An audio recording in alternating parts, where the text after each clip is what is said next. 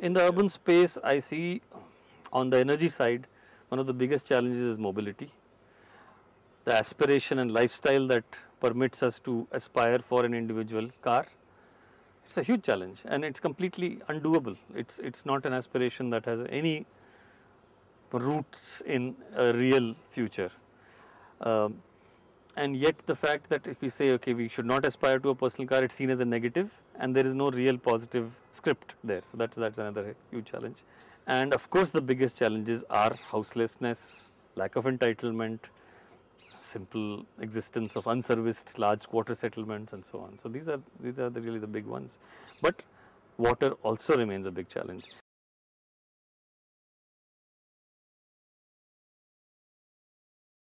I have felt uncomfortable in high theory without practice, almost in any field, including philosophy, for example, which is considered a bastion for theory, you would say. You know, the whole business of the mind and the body being two different things.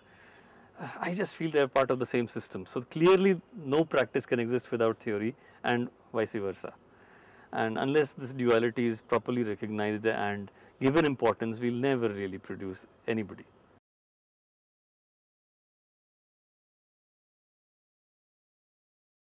The initial students will have to be fairly confident and self-motivated and should we say confident really that they would be able to engage themselves and employ themselves in fairly productive, useful ways in society.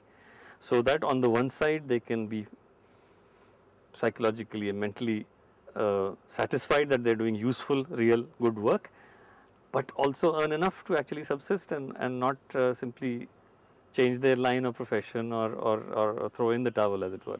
Quite a few of them would find lucrative employment in what might be called areas which are not really designed for making big change. For example, private real estate. A lot of them would be picked up by development corporations.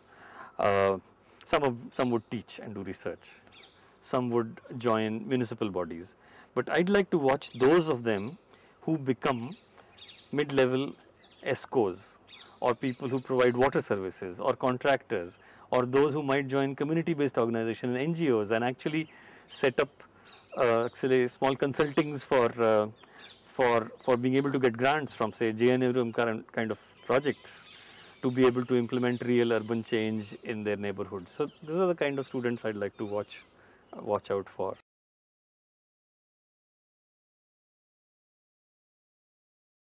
I do believe that it is very tough to be interdisciplinary. So a lot of us profess to be so, but we want to withdraw in our shells when we are actually brought face to face with the real interdisciplinary discussion. And so that has to be constantly challenged. I think the biggest one that I'm not sure how we are going to get around or get our teeth into is multiple languages. First of all, we are talking about probably some degree of international faculty. So first of all, there are non-English foreign languages that we have to deal with because we'll have faculty from Brazil who may not be good at English but at Portuguese. Then we have students who may not be good at English. They may have a smattering of English in order to have that discourse. Then we have computer systems in which you will have to have either automatic or partially controlled translation. And yet I cannot deny that all this is necessary.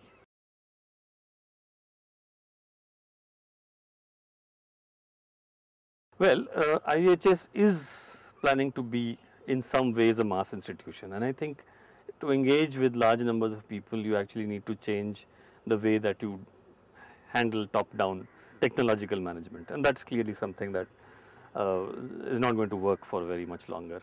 So that's one whole area. Then the fact that we do not understand micro planning and micromanagement unless the people who are affected by it are actually owners of that process itself points a way towards the participatory nature of the way IHS will be. But it's not just participatory, there's a lot of collaboration required, which means that is to say as opposed to participatory where you're talking of large numbers of say non-technical general lay persons interacting, in collaborative work we are talking about a large number of experts interacting and trying to talk each other's language and understanding, for example, that water is related to malaria, is related to health, is related to engineering, is related to society, is related to politics and all the rest. So I think IHS today is in a position to actually state that. They call it the interdisciplinary method.